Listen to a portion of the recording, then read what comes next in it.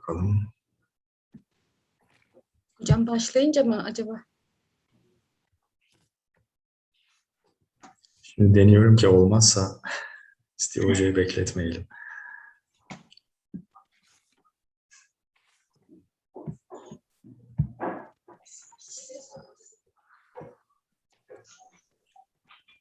Oldu.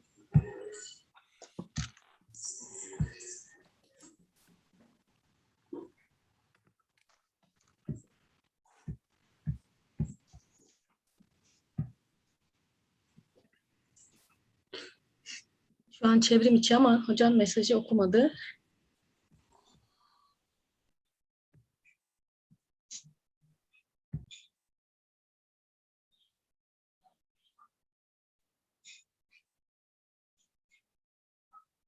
Geldi.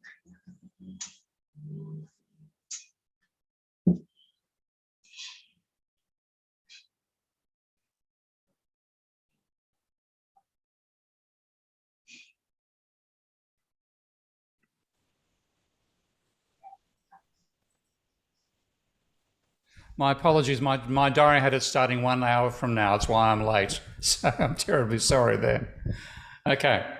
So, Sema, can I hand over to you to do introduction I can actually hear now that I'm here? Professor Fazıl. Sorry? Hello, Dr. Keen.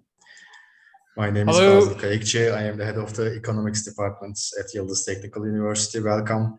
Thank you. I'm sorry I was late. There's one reason I asked for calendar invites rather than email. I typed it in at the wrong time for myself. I had it starting in 1 hour. I've been busily here working on my presentation, not knowing you were already starting without me. So my apologies. Okay. Don't worry. We can start in a minute. Let's wait for the other participants. Okay. How many more do you expect? We are going to attend as a department in the Zoom meeting, but it will be on our YouTube channel. Yep. Oh, okay. All right. Well, I'm ready to start whenever you are in terms of having a presentation ready to roll. So just give me the word and I will commence.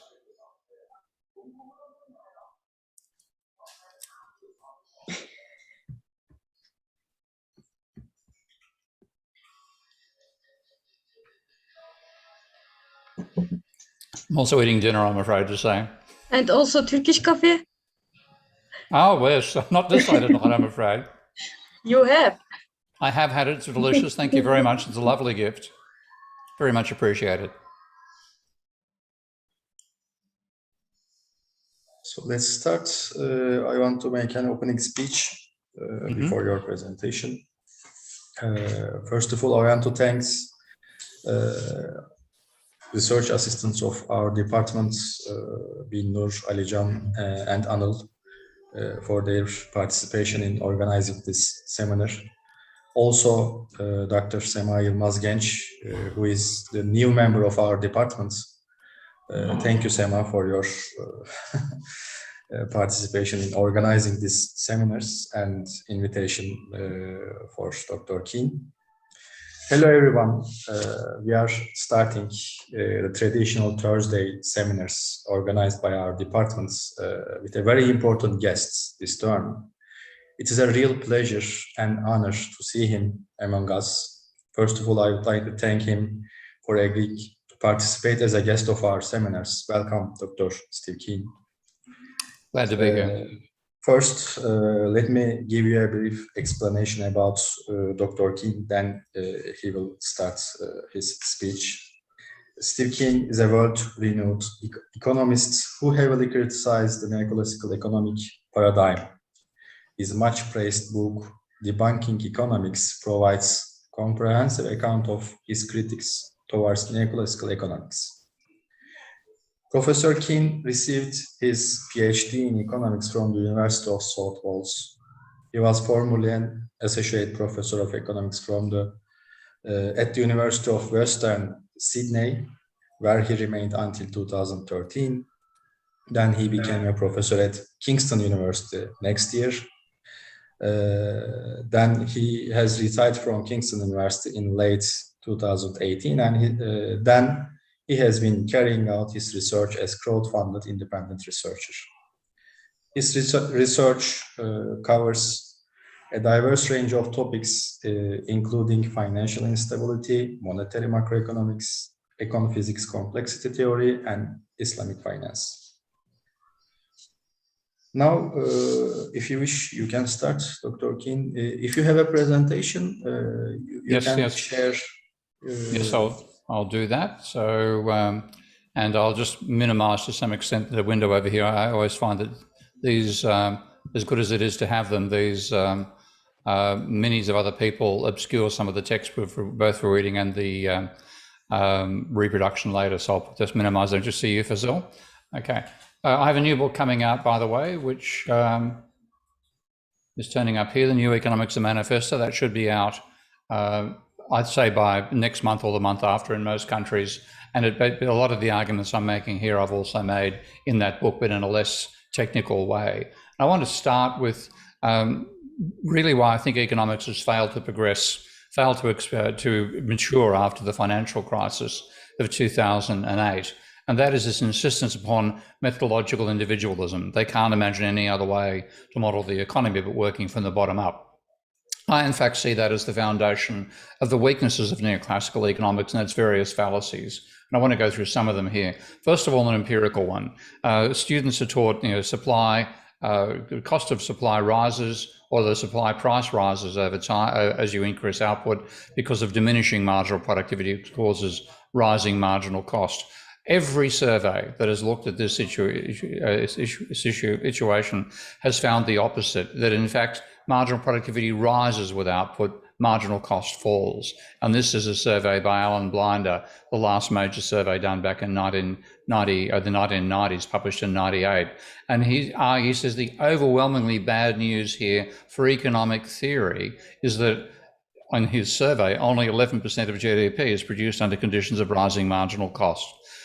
So this is what we teach the textbooks. Blinder still teaches this in his own textbook, but it's empirically contradicted. Looking at demand as well, which students are taught indifference curves, downward sloping individual demand curves, etc., etc.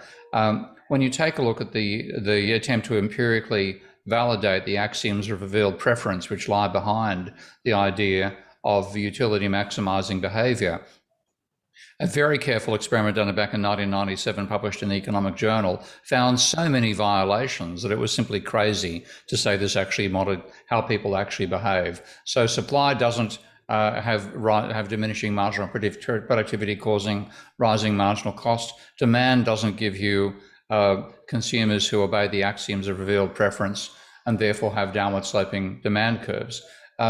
And there are theoretical fallacies as well. So when you look at it carefully, and this was done both by Schraffer and by Koleski in many, many decades ago, diminishing marginal productivity actually requires irrational behavior by firms. I don't take any quotes of those two papers there, but I recommend people take a look at them.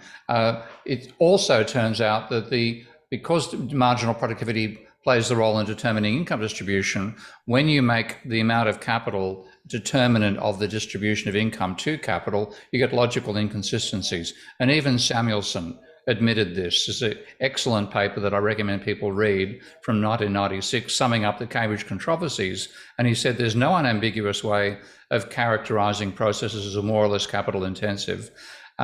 When you get re-switching, then you do not get the smooth transition from one technology to another, which is part of neoclassical theory. And he ended up with what should have been a major revision of neoclassical theory. If all this causes headaches for those nostalgic for the old-time parables of neoclassical writing, we must remind ourselves that scholars are not born to live an easy existence. We must respect and appraise the facts of life. That was a wonderful statement, which was not carried out by anybody, including Samuelson.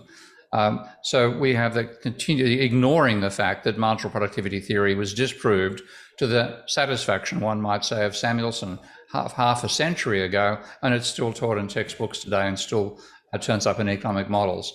Then we have the Sonnenschein-Mantel-de-Breu theorem, and this showed that you cannot derive a downward sloping market demand curve by summing individual downward sloping market demand curves. Now, I've had neoclassicals argue that, well, of course, empirically they must do it. That's not the point. The point is the theory itself can't explain a major element of the theory, which is how do you explain downward sloping market demand curves? And Schaefer and Sonnenschein and the others who worked in this area concluded that you cannot derive anything about market demand simply from the idea of utility maximization, even though you can derive a downward sloping individual demand curve from the same foundation. Now, rather than accepting this, you get absurd logical fallacies being used to hide this failure. And here Samuelson turns up as a villain rather than a hero to try to justify deriving a downward sloping market demand curve, despite this logical conundrum, which Samuelson himself was aware of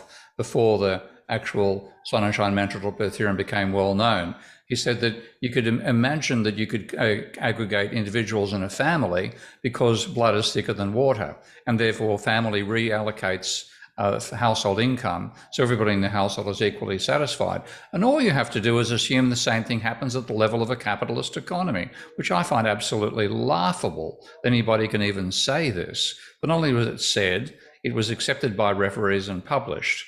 And then when you look at the textbooks, and this includes Samuelson's textbook, do they admit there are any difficulties in going from the individual demand curve to the market demand curve? No, they don't. They fundamentally, it's mendacious. They lie. They don't obviously realize they're lying. We're talking Nordhaus here after all. But he says market demand, does market demand obey the law of downward sloping demand? It certainly does. It certainly does not. Okay? It's a contradiction of what was found in the empirical paper, but that's what students learn. So these flaws turn up in the fundamental theory, but then the people who develop the theory further simply aren't aware of them and continue building on foundations of quicksand. So they thought it was scientific. This is the people who gave us the real business cycle models. They thought it was scientific to derive macro from micro. And this is Lucas talking in a very extempore way at a History of Economic Thought conference saying, nobody was satisfied with ISLM as the end of macro. The idea was we were going to tie it with micro, and that was the job of our generation. And this is done, in a sense, innocently, not realizing you simply can't do what he's trying to do. The foundations are rotten and the logic doesn't apply anyway.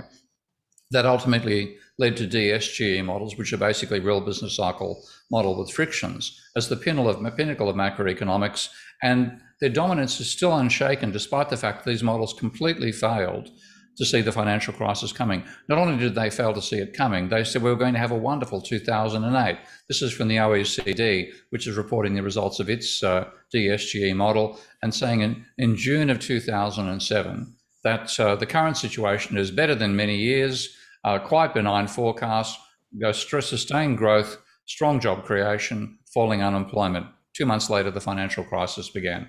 Now, since then, we've had actually since and before, we've had a range of famous neoclassical economists trash neoclassical macro. Even this hasn't changed their mind. So I have a guess here, if you can work out who this particular author is. Obviously a radical critic of neoclassical economics. He said the original idea to look for microfoundation he thought was reasonable, but what emerged was not a good idea. You have a single agent consuming with a perfect foresight, with forward plans flawlessly realized through competitive markets. Obviously, he's of course talking about RBC models here. He extended that critique to DSG models in the same paper and said, how could anyone expect a sensible short to medium run macro to come out of that setup? And he said, you can't use universal rational expectations as a foundation for macro, though he understood the appeal of it because the alternative idea of satisficing didn't catch on because satisficing told you what not to do, whereas complete rationality tells you what to do. And therefore, despite the fact that it's obvious complete rationality as neoclassicals define it is crazy, it's used because at least it gives you a way to model from a microeconomic point of view. Now, on goes the same critic. Suppose you want to defend the use of the Ramsey model as the basis for macroeconomics. You could claim there's no other way to meet the claims of theory. And this critic says, well, we know that the Sonnenschein-Mantel theorem doesn't support that. So the claim that you should base your work on an extrapolation of a single agent and then various clumsy attempts to have multiple agents, it's like somebody who says they eat only carrots because they're a vegetarian. when there's no reason why being a vegetarian means you've got to stick to just eating carrots. Now that's Robert Solow, of course, Nobel Prize winner in economics and the author of the major modern version of a theory of long-term growth, critiquing the macroeconomics based on a theory of long-term growth. Then you have another outright radical. Macro's gone backwards for three decades. It's worth calling it post-real. He said the models make assumptions which are far less credible than even the assumptions of the Keynesian models that they critiqued. And Lucas claims in 2003 that macro has solved the problem of preventing depressions. And then this critic says, well, looking at 2008, 2009, the failure of neoclassical macro to predict the financial crisis is far more serious than the failure of the Keynesian alternatives beforehand to predict stagflation. Well, that's Nobel Prize winner Paul Romer. So you have extremely prominent people saying this stuff should be thrown out. You have it failing to reach to reproduce the record of the financial crisis, but we're still stuck with it. And it should turn around. It's going wrong. You go back, you're going the wrong way, is the clear message from reality back in 2008. But the trouble is those who are stuck in a failed paradigm, and I regard neoclassical economics as a classic failed paradigm, normally can't see a way out because their whole mindset has been built around building economics from the micro level up to the macro. And this is Olivier Blanchard saying in 2016, do DSG models have a future? And his logic was, well, we have to start from micro foundations because where else can you start from? No, there's no possibility in that paradigm of conceiving a different way to do macro. Now I'm saying you can do it from the top down. Working from bottom up was always going to fail. We've just proven that it fails. But you can actually work much more easily by deriving macroeconomics directly from macroeconomics itself. That might sound a bit contradictory, but I want to give it a simple example here. So if you look at the basic rules of calculus, if you use y hat to indicate the percentage rate of change of that should be do I dt, by the way. Obviously I haven't finished. Let's just fix that up. I don't want a mistake like that hanging around. Okay, so save that and let's keep on going.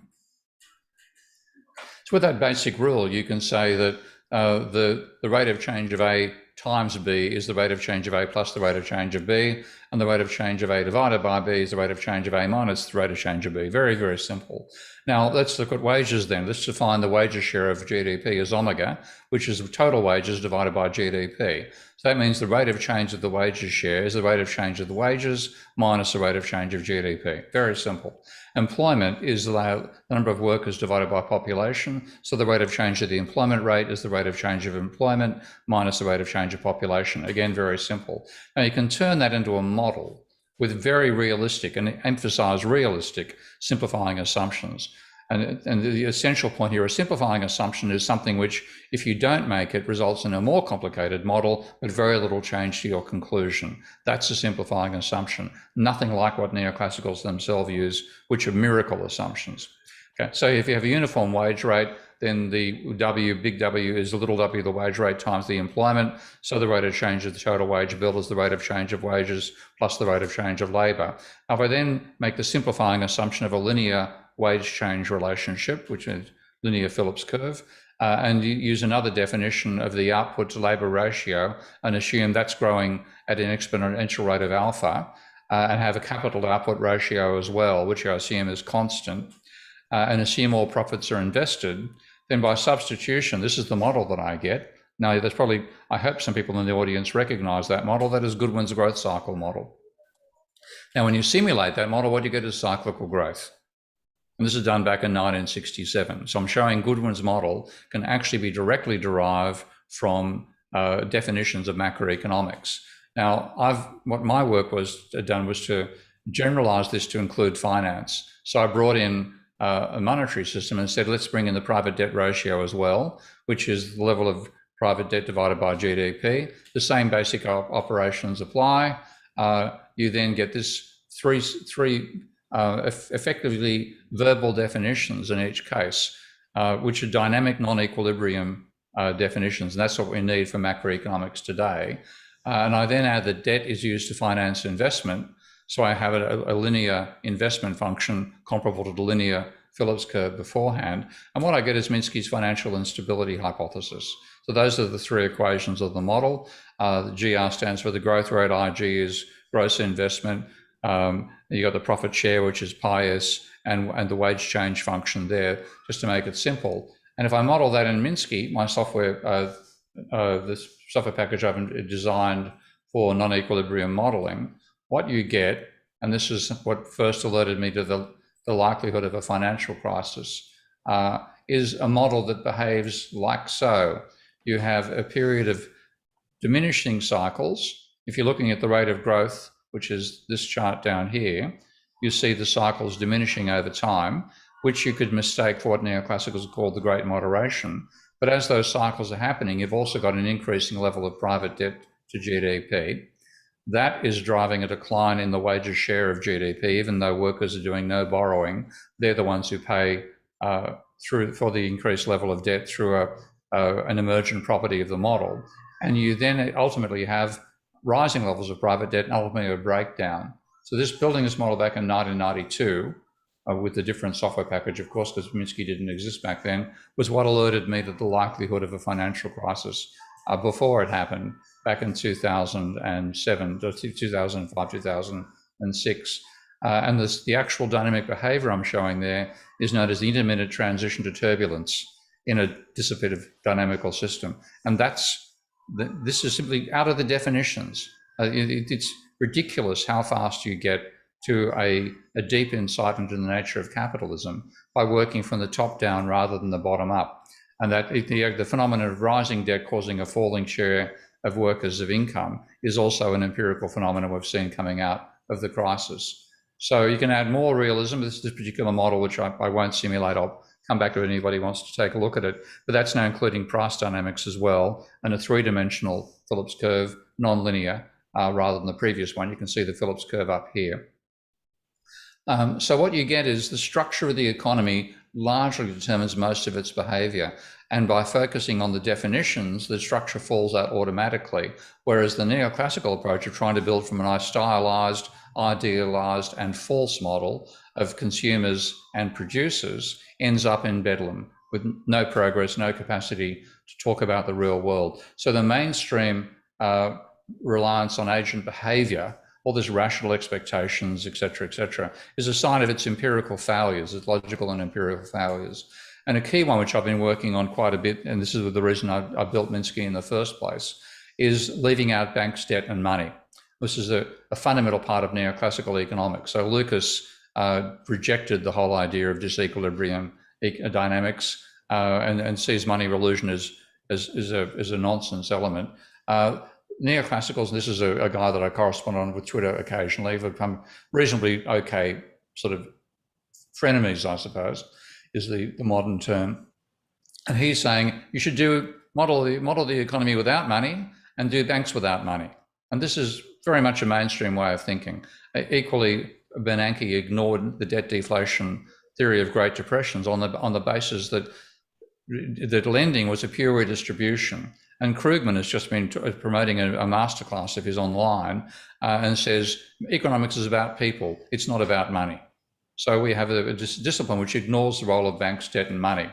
Now, if you look at the empirical data, that's nonsense. This is looking back at the 1920 to 1940 period, correlating the annual change in private debt with the level of unemployment, and the correlation is minus 0.81. If you take a look at what happened between 1990 and 2020, or 2014, you get minus 0.93. There's something we're missing very, very badly by leaving banks, debt, and money out of macro. And the way that can be shown is by using what I call a Moore table in honor of Basil Moore, who is the person who gave us the theory of endogenous money. And you can derive the role of credit by simply dividing the economy into sectors and then showing expenditure on the horizontal axis of a grid and net income on the vertical, with all flows in dollars per year. And what you have is the diagonal gives you expenditure, the off diagonal gives you aggregate income, and they're necessarily equal. It's probably easier to see this if I show the table rather than just talking it through. So you divide the economy, say households, services, and manufacturing. then household expenditure on services is A, and expenditure on manufacturing is B, and because minus A minus B plus A plus B is 0, this is necessary for each row. It's simply saying somebody's expenditure is somebody else's income. Same for services on households and manufacturing. So when you sum everything up, you find aggregate expenditure is the negative of minus A to minus F, whereas aggregate income is A, the sum of A to F. They're necessarily equal. Of course, there's no role for credit because there's no credit in the system. And when you bring in loanable funds, which has been finally, thank God, the Bank of England and the Bundesbank have both said that it's a myth, but it's still, of course, taught by mainstream economics. So what you have is one non-bank lending to another non-bank. So what I have here, for example, is that the service sector is lending credit dollars per year to the household sector. It's not a sale. So you show it across the diagonal, and then the household sector has to pay interest to the services sector.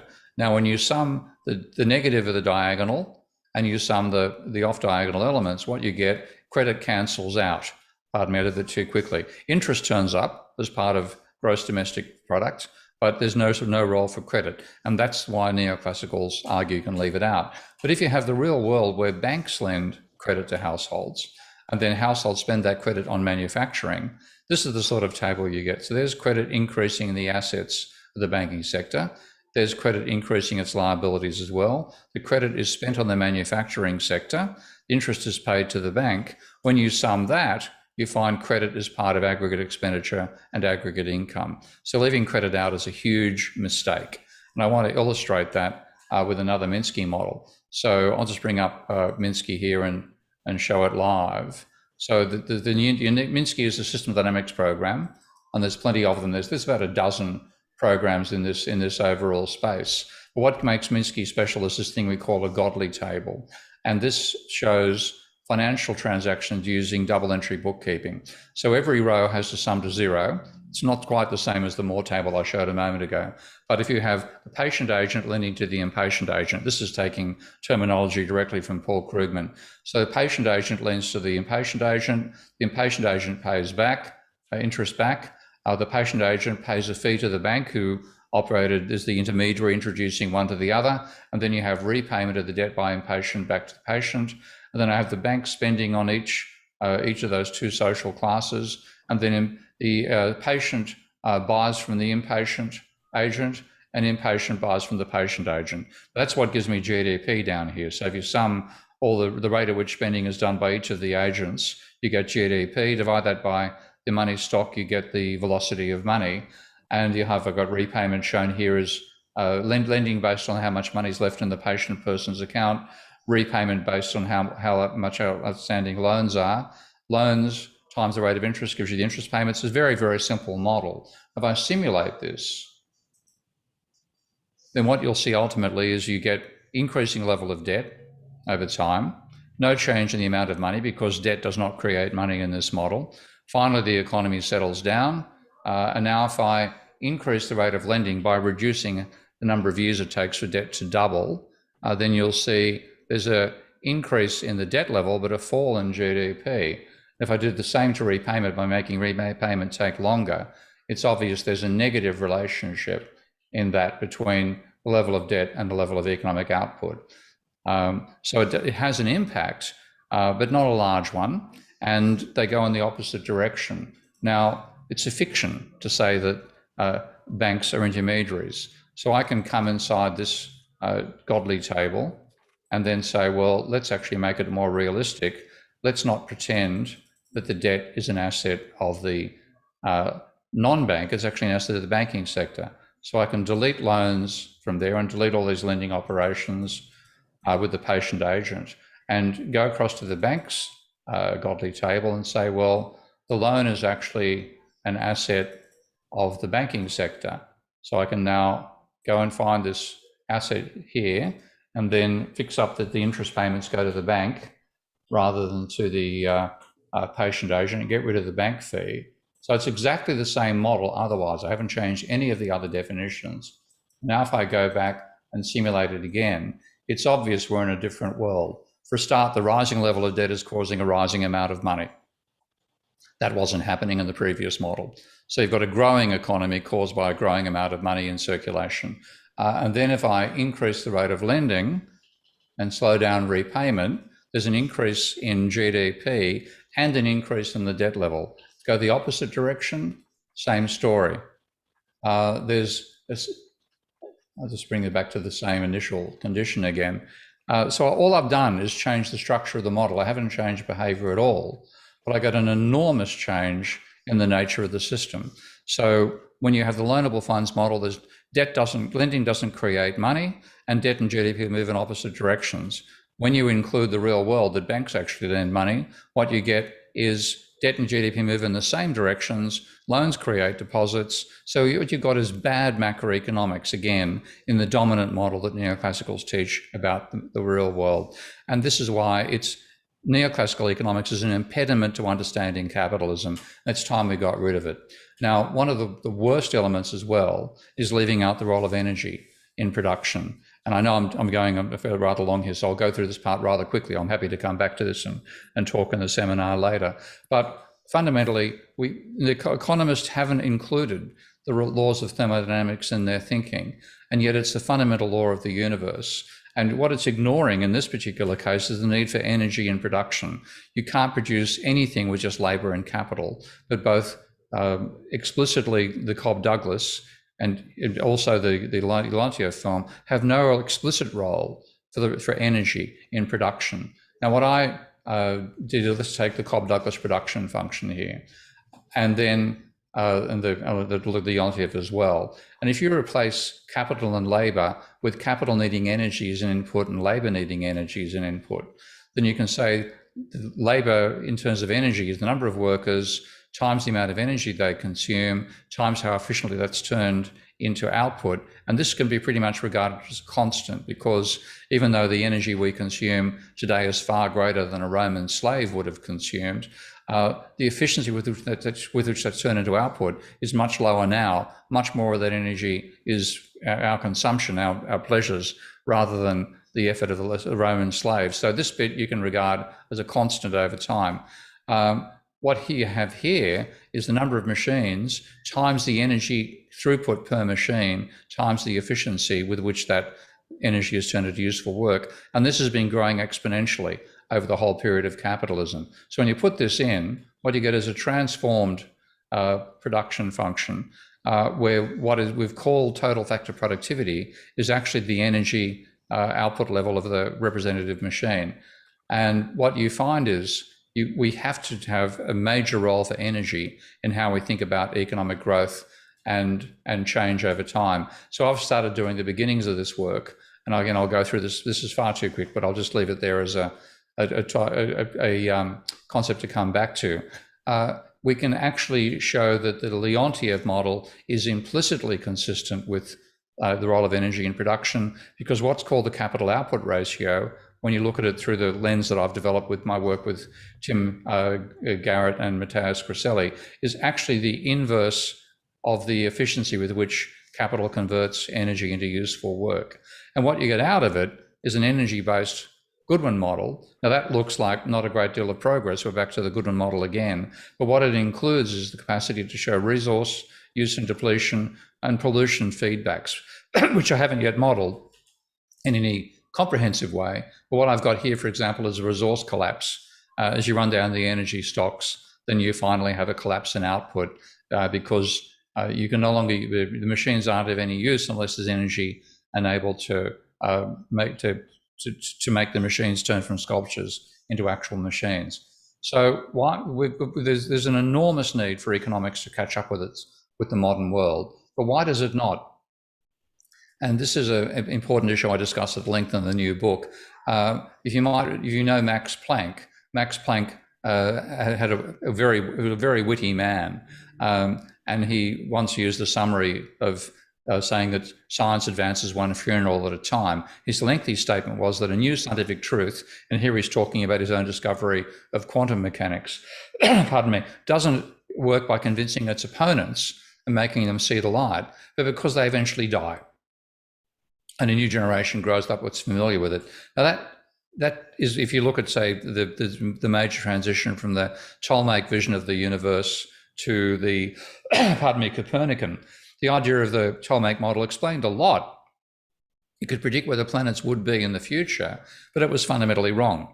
And we had all this failure over time, which meant people were more willing to abandon the theory because they could see the imperfections with it. So, for example, one of the reasons it was abandoned was Halley's comet, because according to the Aristotelian view, comets were atmospheric phenomena. They didn't know how far the atmosphere went.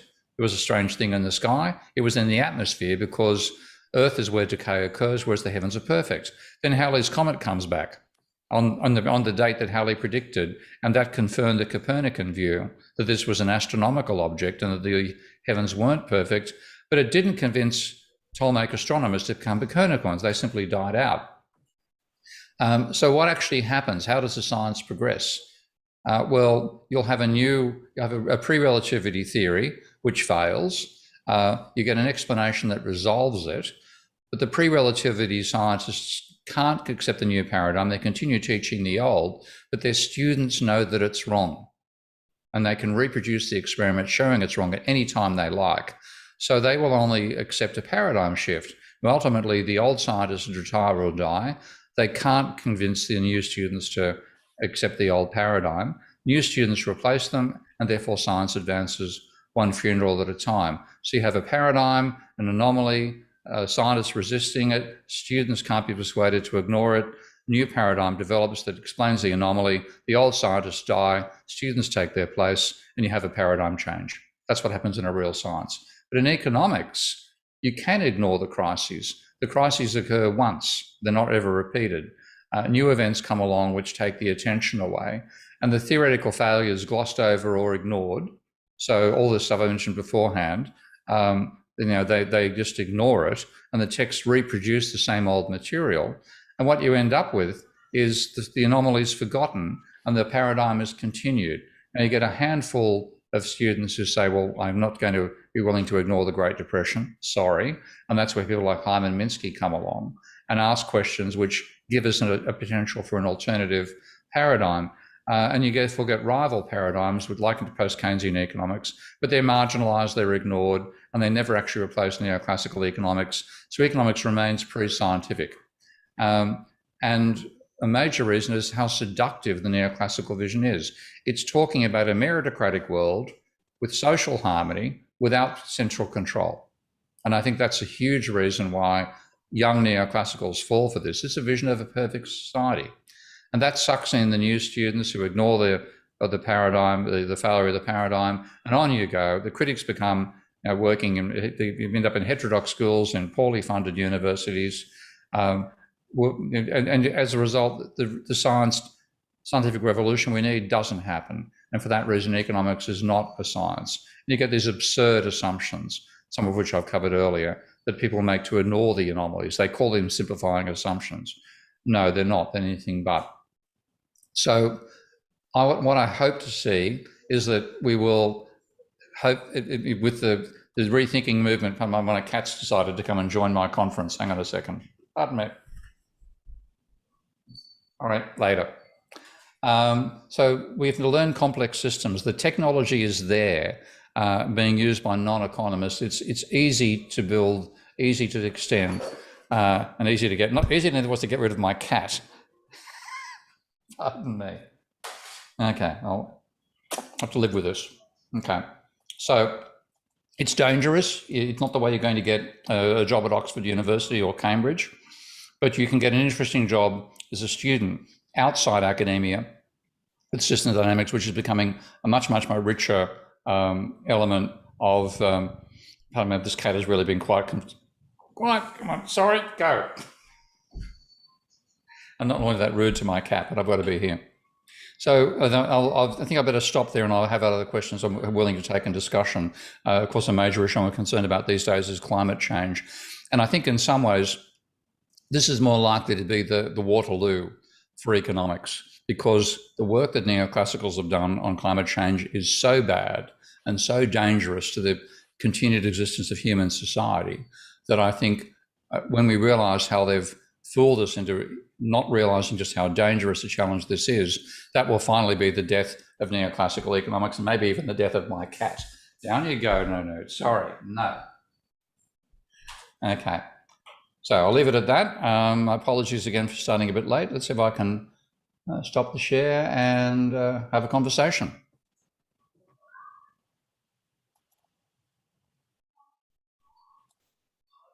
Hello. Thank you very much. You're welcome. So this is Nuno. Say hi to Nuno. What is the name of this lovely cat? It's my wife's names, all her animals and children with the letter N. So this is Nuno and Nana. Sorry, Nuno, down you go. Pardon me. Okay. It was that doesn't happen in face-to-face seminars, does it? It was definitely a very useful seminar for all of us. We would like to thank you again, Dr. King. And do you have any questions, dear participants? In chat box. Okay. Oh, there's a chat box. Okay. Meso. Yeah, I think in that sense, we need an integrated perspective. I'm showing what you can do by working from the top down. There are some elements where you do need work for the bottom up. For example, if you're modeling stock market dynamics, and it helps to have models of fundamental versus herd traders and credit leverage and all these sorts of factors in there. So there are elements where I think multi-agent makes sense. And thinking about trying to believe you can derive a high level aggregation from a lower level is something which complexity science in general has said is impossible. And one of my favorite papers is by Philip Anderson, the PhD and the Nobel Prize winner in physics, who said that you simply cannot derive biology from organic chemistry. But effectively, that's what neoclassicals are doing. You must derive macro from micro. Well, it simply doesn't apply in any other science. Micro is garbage, pardon me, of those who practice micro, but it's nonsense, empirically nonsense and theoretically nonsense. So it's the wrong foundation anyway. So we have to just abandon this belief of deriving the high level from the lower level and derive it from its own level of complexity, which is, you could call it, I'm calling it from the bottom up, you could of course call it meso macro analysis, I agree.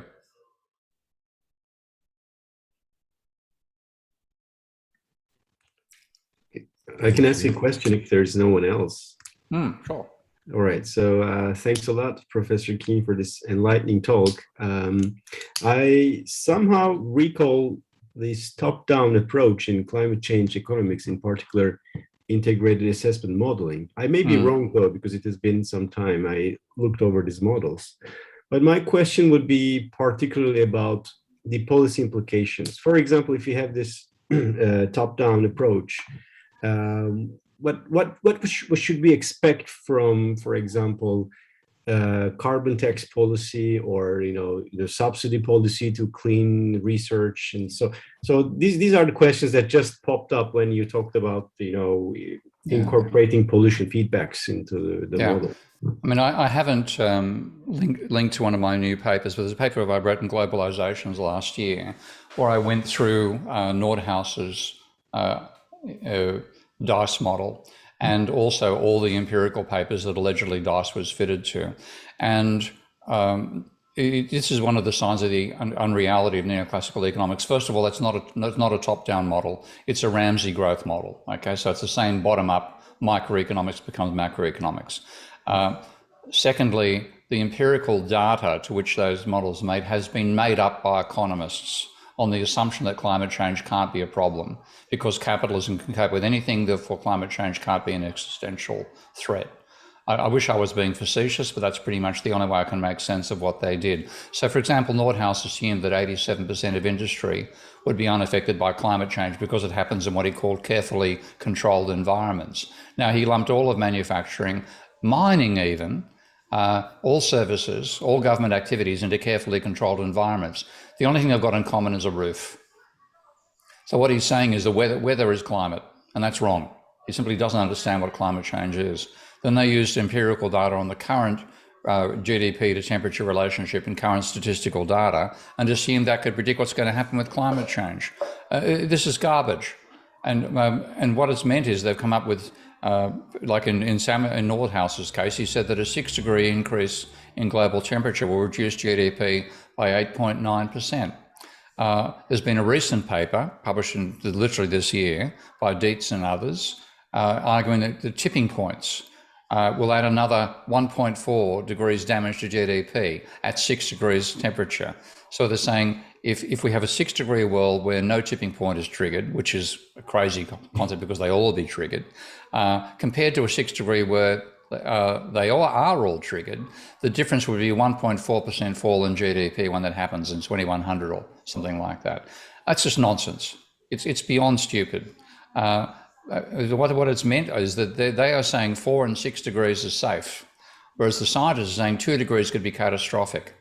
And what I'm arguing in more recent papers now is that it's time for economists to simply stop trying to do this prediction of temperature to GDP. You've done it so badly that all you've done is give talking points to climate change deniers like Bjorn Lomborg. You've helped the fossil industries to slow down how fast we react. And the end result is going to be we're going to have a climate catastrophe. And the real thing, if economists are going to help at all, they could help by working out how to finance it, how to finance a fight back. And that's really modern monetary theory, not neoclassical economics. So, I mean, I've spent 50 years of my life being a critic of neoclassical economics. I've never read anything even remotely as bad as the work of Nordhaus and friends on this front. So I think economists who wish to survive what could be a pogrom against them, let's start tearing down neoclassical economics. It's not good for your health right now, but it'll be damn good for your health in 10 years. Yeah, that's great. Thank you. Welcome. So any other questions? May I ask one? Sure. Hello, Professor. I know that you are very you have very strong views on that, and you're very ambitious on those subjects. But if you allow me, I would like to be the devil's advocate here, and I would like to ask you whether Sonnenschein-Mantel-Debr's theorem could be a virtue of the neoclassical economics rather than a shortcoming. My idea is that it shows the theorem shows that excess demand function can take any shape, right? So maybe that basically means whatever data we have, we can fit a neoclassical model into that, so that the predictive power of any neoclassical model could be almost perfect if we choose to craft the model appropriately. What would you think? I'm sorry, I completely disagree with you. I can understand why you're trying to hang on to what you've been taught, frankly. But if you say the model can fit any data, then why have a model? Okay. Mm-hmm. Okay. If it doesn't apply constraints of any sort, then it fits anything, and therefore it fits nothing. And this is one of the fundamental points that I agree with Popper. A model that predicts everything predicts nothing. Mm-hmm. Okay, if it doesn't exclude various possibilities, then it's not a model. Okay? So you are saying that it violates possibility. Sorry. Well, if you say like the Sonnenschein-Mantel-Debreu theorem says any shape of demand curve is okay, then you can apply you can have applying to a model where demand goes up, demand goes down, demand fluctuates like a sine wave, mm-hmm. and you say, well, it's okay, our model fits it. Well, you've got something which is so it doesn't rule anything out, and that by not ruling anything out, you can use it to explain anything. And I find this is actually one of the reasons people like neoclassical economics. Mm-hmm. When I talk to my ex-colleagues in various universities who are neoclassical, they think, I like the fact it explains everything. And like one of my favorite instances of that was, I knew this was going to be published at some point, a paper trying to explain why you got the neoclassical model of rational behavior not being confirmed by the data. This is published in the Southern Economic Journal, I think about 15, 20 years ago. And the author said, we can cope with this if we do treat irrationality as a good, that people are actually willing to pay money to be a bit irrational. And therefore, we can cover irrational behavior using a model of rational behavior. I thought, oh, you know, can you not see what you're doing? So unless you have a theory which rules some various things out, you haven't got a theory at all.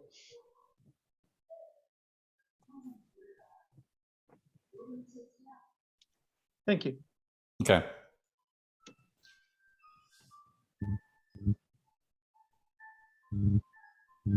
Any more? May I ask a question? If there is no one. Yep. Okay. Okay. Thank you for your presentation, Stephen. I'm really a fan of yours. I'm been following your work and your resistance against the mainstream pretty much for a while. You mentioned the necessity of a paradigm shift. I completely understand and agree with you, but also there is a demand, I guess, for democratizing the discipline of economics. I mean, it's very much complex for ordinary people, for other social scientists, right? Yeah, as far as I follow, rethinking economics students and other students group, they pretty much also want to make the discipline more understandable, to the method more understandable, and to make it democratized. Yani when we look at the foundations of political economy, by the way, yani those guys, I guess, as far as I know, use işte formal models or complex models when it's necessary. Okay. So my question is that how can we make this the discipline more understandable, or how can we communicate with other social science disciplines? How can we bridge again the disciplinary dialogues with, I guess, I don't know, sociology and other, I don't know. Yeah. I think it's a good question. Okay, do you get my question? Yeah. Okay, thank you. Yeah, and what I'd say is, first of all, part of the call for something which is more democratic or more understandable is simply a student reaction to how unrealistic neoclassical economics is. If you actually had like a genuine science of economics, then it could quite possibly have concepts which are as complicated as quantum mechanics. You know, they're not, you don't have to go that far by any means. But one of the sayings about quantum mechanics is, if you think you understand it, therefore you don't. So if we actually had a highly sophisticated, realistic theory of economics, it could be that it would be very hard to communicate that to the non-specialist. But at the same time, with economics, you are actually trying to say what government policy should be. And in that sort of case, you do need to have something you can explain to somebody who's not technically gifted. And that's where I think system dynamic software itself is a potential way to enable that, because I didn't spend a lot of time building my Minsky model. I'm happy to do that live if you'd like me to show how easy it is to use, at least at the monetary stage. But you need something which can communicate this in a visual and logical fashion to non-experts, because they will end up making the decisions about how the economy is handled at various times. So you do have to have that accessibility.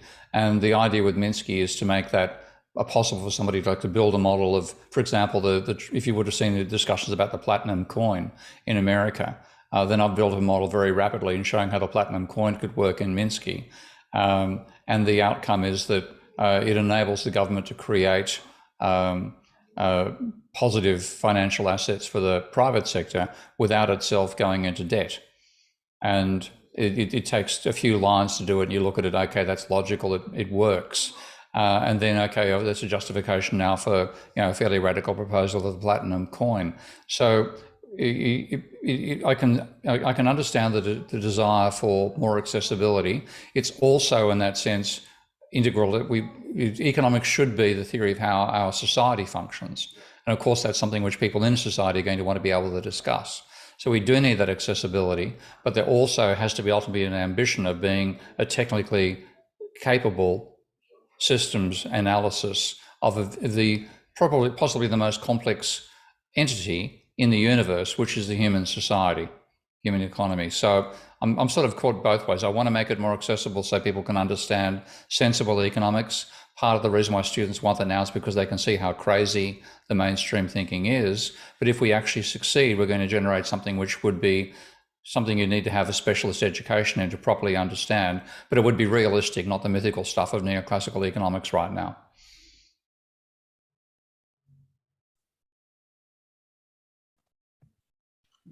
Thank you.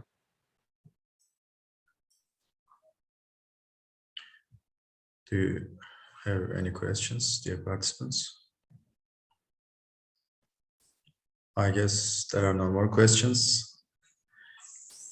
Thank you, Mr. Keane, again, Dr. Keane, for your beautiful presentation. We benefit from your works much.